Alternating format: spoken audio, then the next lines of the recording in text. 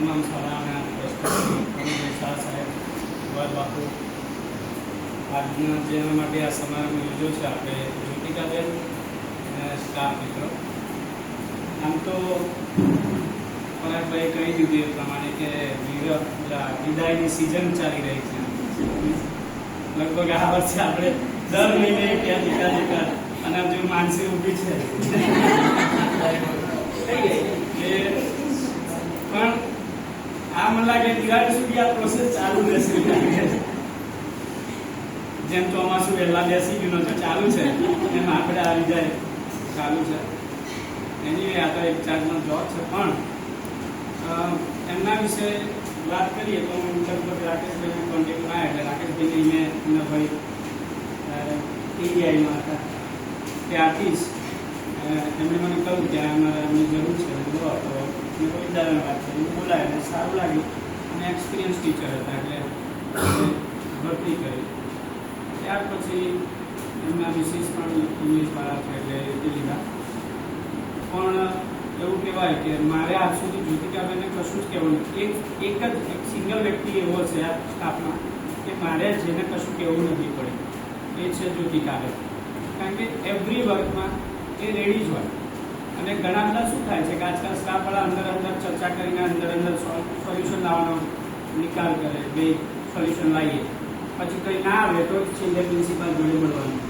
પણ એમના સ્વભાવમાં એવું નહોતું. ત્યાં પૂછાય તો સીધા જ મારી જોડે આવી જાય કે સર આવું છે ને હવે શું કરવું.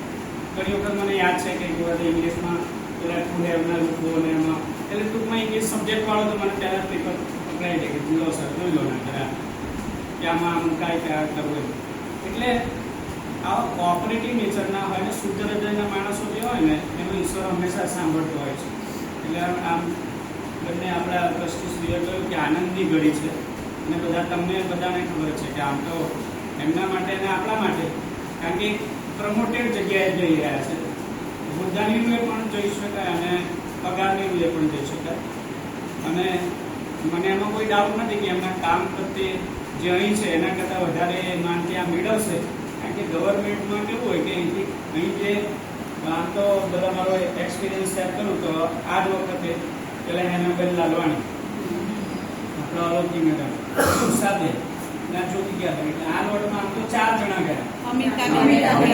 અમિતાબેન 5 પ્રાઇમરી સેક્શનમાં 5 જણા. એટલે તમે વિચાર કરો કે એક જ સ્કૂલમાંથી 5 જણા સિલેક્ટ થવા એટલે એમનું કંઈક હશે કન્ટેન્ટ. દરેક સ્કૂલમાંથી આવું નથી જતા કે આપણે શિક્ષણની સાથે જોડાયેલા છે આપણને ખબર છે. અને જે પૂરેપૂરું અને નિષ્ઠાથી શિક્ષણ આપે નિષ્ઠાની હંમેશા કદર પૂજન કરતું જ હોય છે. એટલે તમે તમારા ફિલ્ડમાં જો સનિષ્ઠ રહો અને નિષ્ઠાથી કામ કરો એનું ફળ આજે નહીં તો 5 વર્ષે નહીં તો આપણે જોયું કે એનું પીરિયડ પછી 25 વર્ષ થઈ ગયા ના પરીક્ષાઓ એ આપતા જ રહ્યા. અને આજે મને કીધું સર તમે પણ આપો.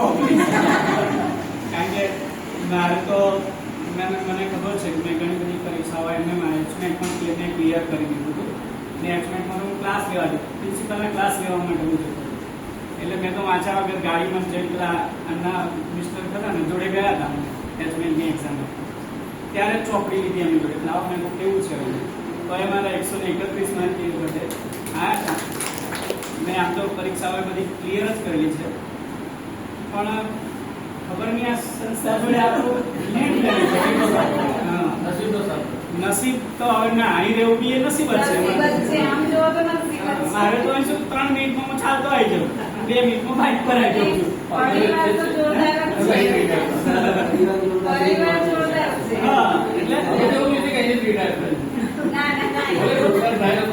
એટલે મેં તો એવું મને એવું છે ખબર કે અહીં જે બેઠા છે એના કરતા મેં રિટાયર્ડ વધારે જોયા છે. અહીં આ જે તમે બેઠા છો 25, 30, 35 જણા એ તો એટલા તો ચેન્જ થઈ ગયા છે મારા કરિયર કે ઘણા બધા એમ છે. જ્યારે હું હતો ત્યારે 8મા ધોરણમાં લગભગ 12 છોકરા સ્ટાર્ટિંગમાં અને તે વખતે 8મા માધ્યમિક વિભાગમાં પછી ધીમે ધીમે 3 ક્લાસ. અને મારો એક પ્રયાસ એવો હતો કે મેં બપોરનું 6 થી કરાવ્યું હતું ડ્રોઈંગ પેટર્ન. તે વખતે આપણા બધા ધોરણમાં 3 ક્લાસ એટલે 300 ઉપરની સંખ્યા થઈ ગઈ.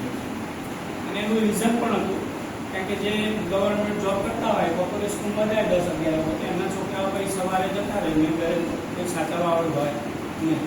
એ પ્રમાણે આપણે કરી અને ઘણા બધા આમાં મારી જગ્યાએ કામ પણ કરેલું છે બપોરની વેળાએ અને એમાં ટ્રેન પણ થઈ ગયેલા છે. એટલે વિષય વાઇઝ તમારું કન્ટેન્ટ સારું હશે તો તમને ગમે ત્યારે ગમે તે જગ્યાએ ઓપોર્ચ્યુનિટી મળશે. હમણાં તકલીફ એવી છે કે કોઈ શિક્ષકો મળતા નથી ને એમના માટે જ હમણાં એટલા બધા મેસેજનો કોલ મારા ચાલુ છે. એટલે એક બેન આવ્યા હતા, 2-3 જણા આવ્યા, તો એનું કન્ટેન્ટ મેં તારે પૂછ્યું તમે ઇંગ્લિશ વિષય છે પણ ઇંગ્લિશ હા પ્રિન્સિપાલ સબ્જેક્ટ એનો ઇંગ્લિશ હતો. ખાલી મેં એક્ઝેક્ટિવ એટલું પૂછ્યું તો એ ખબર પડી નહીં. હવે મારે 9મા 10માનો પીરિયડ લેવડાવવાનો હોય તો પ્રાઇમરીમાં છે એટલું બધું તો કેવું કે ટ્રેન થઈ જાવ તમે, કારણ કે તમારી બોર્ડની એક્ઝામ ના હોય, છોકરાઓને સિલેબસ એટલું બધું ના હોય. તો કે મને હમણાં એવું કહેવામાં આવ્યું છે નવી છઠ્ઠાની ચોપડીમાં પણ ઇંગ્લિશમાં ઘણું બધું સારું આવી રહ્યું છે અને જરૂરી છે. પણ કહેવાનો મતલબ એ કે આપણે પણ અપડેટ રહીએ શિક્ષણમાં. તો ઘણા બધા યંગ છે, શ્વેતા પણ છે કે જે MSc કરી છે, તો એને પણ એક સારો સ્કોપ છે. તો અમે એવું ઈચ્છતા નથી કે જતા પણ તમને સારી ઓપોર્ચ્યુનિટી મળે તો સારું છે, કોઈ ના પાડવાનું છે નહીં. અને તમે ક્લિયર કરો તો તમારા માટે પણ સારું છે.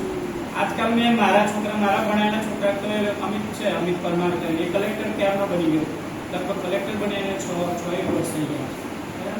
એવા આઈટીમાં ઘણા બધા છે કે આસિસ્ટન્ટ મામલતદારની પરીક્ષા આપતા હોય છે, એ લોકો મામલતદાર થઈ ગયા છે. એટલે સારું છે, આપણા માટે બી સારું છે. નોલેજ ગેઇન કરવા માટે પણ તમે આવી કોમ્પિટિટિવ એક્ઝામની બુક્સ હોય એ બુક્સ રેફર કરતા રહો તો તમારા માટે નોલેજ માટે તમે તમારા નોલેજ હશે તો ક્લાસમાં જઈને એવું નહીં કહેવું પડે શાંત થા. ક્લાસરૂમનો એક મોટો સિનારીઓ છે. કોઈ ટીચર એન્ટર થાય ને એને કહેવું પડે કે ચૂપ થઈ જાઓ, દંડીઓ પકડાવી પડે તો હું નથી માનતો. આઈ ડોન્ટ થિંક કે એ ટીચર હશે. બરાબર, તમારા કન્ટેન્ટથી જ એ બાળકો ચૂપ જ રહે. આ ઓલવેઝ યાદ રાખજો, કારણ કે આ મારો અનુભવ છે. ઘણા બધા શિક્ષકો મેં જોયા છે અને મેં પણ ભણાવ્યું છું. મેં તો લગભગ ગોધરામાં 5,000 ઉપર છોકરાઓ ભણાવી દીધા હશે. આમાંથી પણ ઘણા બધા ગીતાબેન છે, એટલે ઘણા બધા છે.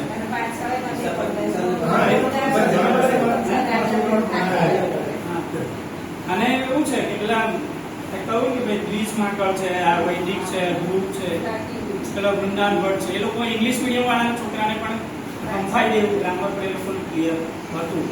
આ બધા છોકરાઓ પાસે યાદ કરે છે. ગમે ત્યારે મળે તો ગોધરામાં હોય તો પહેલા યાદ કરે. બરાબર, હા. એટલે તમારું કન્ટેન્ટ હશે, તમારું કામ હશે, હંમેશા બોલતું રહેશે. એટલે કામ પર આપણે વધારે ફોકસ કરીએ, નિષ્ઠાથી કરીએ અને તો જ કુદરત આપણને આમ નહીં, કદાચ ગવર્મેન્ટમાં આપણે નહીં આપે તો બીજી જગ્યાએ કોઈ જગ્યાએ તમારું કામ કાંઈ નહીં, એ જ પણ મોટું કામ છે. હું મારી વાત કરું, મને ભલે ગવર્મેન્ટ નોકરી નથી મળી, મેં ટ્યુશન બી કર્યા, ઘણું બધું કર્યું. આ સ્કૂલમાં તો હું એમ કહી શકું, આજે બધા નામ ફેરી વાત કરું છું, કારણ કે થોડો માહોલ ઠંડો ખુશનુમા થાય. છેલ્લા 2 પીરિયડ તો હું ક્રિકેટ જ રમતો જ્યારે શરૂઆતમાં હતા ત્યારે. દાદા બેઠા હોય ને હું ક્રિકેટ છોકરાઓ જોડે રમું. બરાબર, એટલે એવું એટમોસ્ફિયર હવે ક્રિએટ કર્યું હતું કે છોકરાઓ પણ આપણી જોડે આમ મળી જાય. આપણે બાળકો જોડે હળી મળી શકતા નથી. અને હળી મળી શકીએ પાછળ અમે પાછળ આપણા એથિક્સ અને લિમિટેશન્સ તો હોય. મારો વિદ્યાર્થી હોય, બરાબર, આજે પણ વૈદિક હોય કે કોઈ બી હોય, આવે કરો પગે લાગે, જોડે બી ઉભી રહો, હાથ બોલા, બધું જ, પણ એ મારા ખભા પર હાથ મૂકી શકે નહીં. એ પણ તમારું એથિક્સ જોડે હોવું જોઈએ. બરાબર, આ બે થોડાક સિદ્ધાંતથી તમે ચાલતા રહો તો જીવનમાં તમને સફળતા તો મળે જ અને કામ કદી અટકશે નહીં. મારે છોકરી જ્યારે કેનેડા મૂકવાની હતી ત્યારે મને જ ખબર છે શું પોઝિશન હતી. કોરોના હતો, પૂરું થવા આવ્યું, હું પણ એક ટેન્શનમાં હતો કેવી રીતે મૂકી છે, કારણ કે ઓટોમેટિક આમ ફટાફટ વિઝા આવી ગયો 10-15 દિવસમાં. તો 10 મિનિટમાં 15 મિનિટમાં ફટાફટ કામ કરી દીધું. કેમ કે એવું હતું કે એવું એપોલોમાં મેડિકલ કરાવવાનું અને જવાની ડેટ પછીની મેડિકલની એપોઇન્ટમેન્ટ. તો મેં મારા એક ફ્રેન્ડ હતો અમદાવાદમાં છે, એને ફોન કર્યો કાલે આવી જાઓ. અને એ દિવસ બીજા દિવસે તો એનું મેડિકલ પણ થઈ ગયું. એટલે તમારું કામ અટકે નહીં જો તમે કોઈ બી જગ્યાએ સારું કામ કર્યું હોય તો. એટલે જીવનમાં યાદ રાખો ભાઈ બધી જગ્યાએ પોતાનું ડેડિકેશન પૂરેપૂરું આપવું, નિષ્ઠાથી કામ કરવું. અને હોય બધા જોડે મનમેળ હોય ના હોય કે બીજા જોડે બોલવાનું થાય. મારે ઘણા બધા આજે જ બોલવાનું થઈ ગયું મિટિંગમાં ત્યાં પીટીના પીરિયડમાં કે તમારે આવું આયોજન ના હોવું જોઈએ. અને મારું બધું ચોખ્ખું કહેવાની વાત છે તરત જ, કોઈને પાછળથી કહેવાની વાત છે. એ ગેટ પાછળ આપણે મળીએ એટલે બધા મિત્રો જેવા છે, પણ જે કામના સમયે જે કહેવાનું હોય સ્પષ્ટ સૂચના કરવી જોઈએ. તો વાત કરીએ જ્યોતિકાબેનની. હવે બધા આમ રિલેક્સ થઈ ગયા છે એટલે નિષ્ઠાવાન હતા. કદી મેં એમને બેસેલા અથવા તો ના ભણાવતા હોય એવું પણ મેં જોયું નથી. એટલે મારા પણ ઘણી વખત મારે પેલો પીરિયડ જવાનું હોય કોઈ વાલી આવી જાય તો કેવું ના પડે કે જ્યોતિકાબેન એ ખબર નહીં એમને પડી જાય ખબર એટલે ઓટોમેટિકલી પીરિયડમાં પહોંચી જતા. આવું વસ્તુ દરેક ટીચરમાં હોવી જોઈએ. તો ઘણા બધા તમે જુઓ છો ગુણવંત શાહના લેખ આવ્યા છે અને ટીચર્સ વિશે ટીચર્સના ગુણો કેવા આવવા જોઈએ એ બધું તમે વાંચો ખબર પડે તો પ્રોક્સી ગોઠવાની જરૂર પડે નહીં. લગભગ મારે તો નથી જ પડતી. કોઈ ટીચર હોય એબસન્ટ હોય તો એ લોકોને ખબર જ છે કે આજે મારે આ જગ્યાએ જતું રહેવાનું છે. એવું જો તમારામાં આવી જાય ઓટોમેટિકલી બરાબર તો કોઈને તમને કોઈ બોલવાની જરૂર પડે નહીં. જ્યોતિકાબેનને કલ્યાણામાં મળ્યું છે એટલે અમે પણ સ્થળની તપાસ માટે ગયેલા અને કેવું છે અને મારા પ્રિન્સિપાલ મિત્રો હોય એટલે એ રીતે.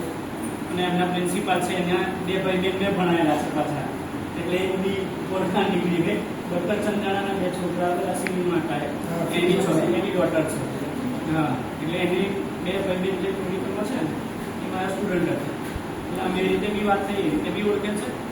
અને જેણે અહીં કામ કરેલું છે એને કોઈ જગ્યાએ કામ કરવામાં તકલીફ પડે નહીં. આટલી તો મને ખાતરી છે ને છે જ. આગળનું ભવિષ્ય તો સારું છે. તંદુરસ્તી પણ એમની સારી રહે અને મેન્ટલી એ વધારે સ્ટ્રોંગ થઈ. રાકેશભાઈને થોડી તકલીફ રહેશે આમ એક જોડે આવતા જોડે જતા અને નાસ્તાનો ડબ્બો પેલા લઈ આવે એટલે એમને મુશ્કેલ ના લાવવું પડે. આ બધું છે પણ અને આગલા ભવિષ્ય માટે શુભેચ્છા. જ્યારે પણ આ સ્કૂલમાં આવો એટલે હર્ષથી આવો અને અમે આવકારીશું તમે તમારા ઉજ્જવળ ભવિષ્ય માટે તંદુરસ્તી માટે ઈશ્વરને પ્રાર્થના કરી વિનવું છું. Thank you.